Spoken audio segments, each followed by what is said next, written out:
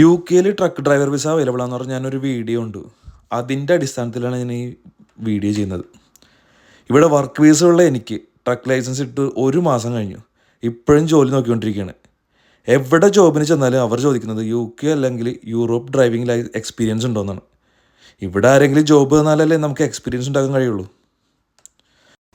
ട്രക്കിൻ്റെ test പാസ്സായി ഒരാഴ്ചയോളം wait ചെയ്തതിന് ശേഷമാണ് എനിക്ക് എൻ്റെ ലൈസൻസ് കൈ കിട്ടിയത്.